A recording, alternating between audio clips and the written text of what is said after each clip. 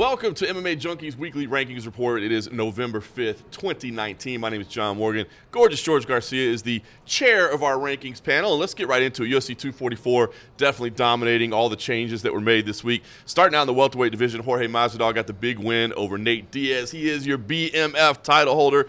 He came in ranked number 4 at 170 pounds. What does the win over Nate Diaz get him? Nothing. It gets him a $50,000 belt.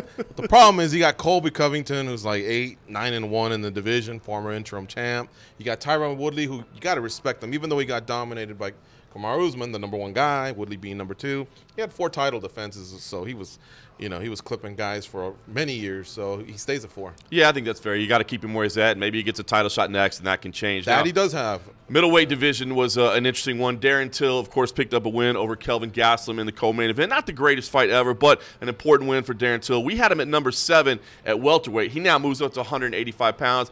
Pretty sure that's where he's going to stay at. It seems like that's the right division for him. So we've got to introduce him into those middleweight rankings. Where does he fit in?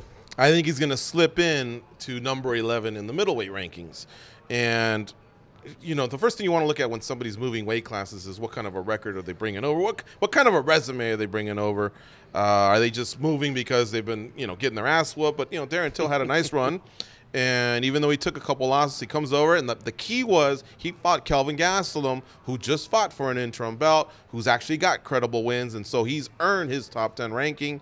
But the problem is Kelvin Gastelum was a losing party here, And then another thing I want to look at is kind of like, John, when you're standing in line at the club and you're going to be cutting the queue, who are you pissing off along the way?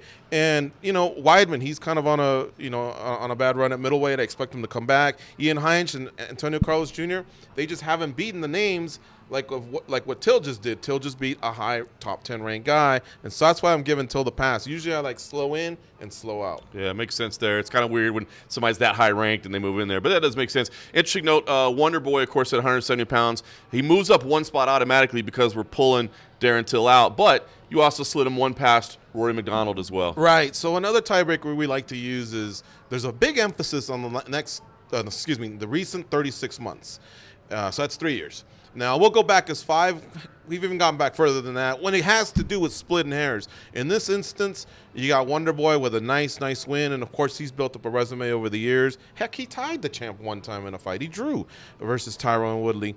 And Rory MacDonald, he's taken a couple losses. Plus, you can't forget, even though he held on to his title and advanced in the Grand Prix, it was a draw versus John Fitch. That's right. I'm not going to hold the Mousasi loss against him because he tried, to move up and battle, and it didn't go his way. But still, you go back recent enough, and Wonder Boy does have a win that you can kind of hold against him. So a little tweak there. Yeah, no doubt about it. A little flip-flop. One quick mention at middleweight as well, a new name on the list, Edmund Shabazian, the 21-year-old debuting at number 15. What is it about this kid that you think he's deserving of being on the list already? So Tavares, he's been in the UFC at least 10 years or so, and he's held a top 10 ranking, top 15 ranking for many years. So, he beat a ranked fighter, and another thing I like is just a good record, man. Really, gets your attention. So he's undefeated overall, undefeated in the UFC, and he also finished Tavares. So I call it kind of like a statement win. Just carries a little more weight. That kid is impressive, man. I think he's got a bright future. All right, Derek Lewis at heavyweight picked up a win over Blagoy Ivanov. He stayed put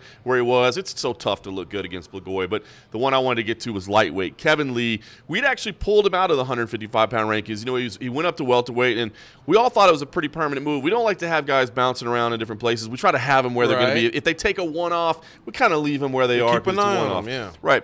But we thought he was going to be a full-time welterweight. That division stacked, so we pulled him out of lightweight. He had no place to go at welterweight, but now he's back at 155. He got a big win over Gregor Gillespie, the former undefeated contender, and it seems like Kevin Lee is going to stay at 155, so we got to reintroduce him there.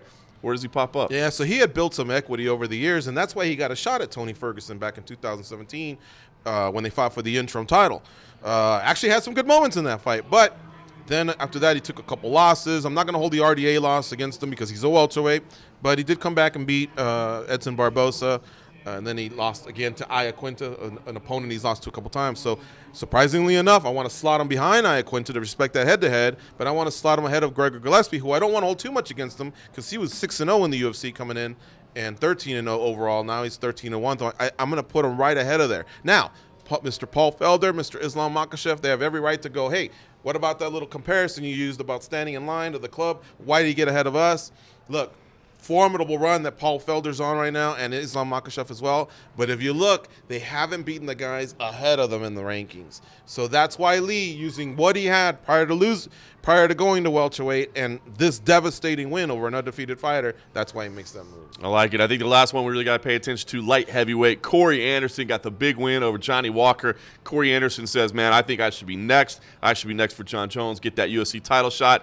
Of course, we got Dominic Reyes up there. We got a couple of Bellator guys up there at the very tops of our light heavyweight ranking. So where exactly does Corey Anderson fit in now? Right. So Corey Anderson, you want to look and see, okay, well, who's right ahead of him? Anthony Smith. If you unpack those two, just in the last 36 months, Anthony Smith's 4-1 with 4 vicious stoppages. And Corey Anderson looked great on Saturday. You can't take that away from him. But he beat somebody behind him in the rankings, Johnny Walker. I have to keep him behind Anthony Smith. He's actually on like a 5-2 run in his last 36 months. And again, it's those decision wins that have, even though he's looked good, and I got to give him credit for that because I think he was trying to not just win a decision but actually finish his fighters.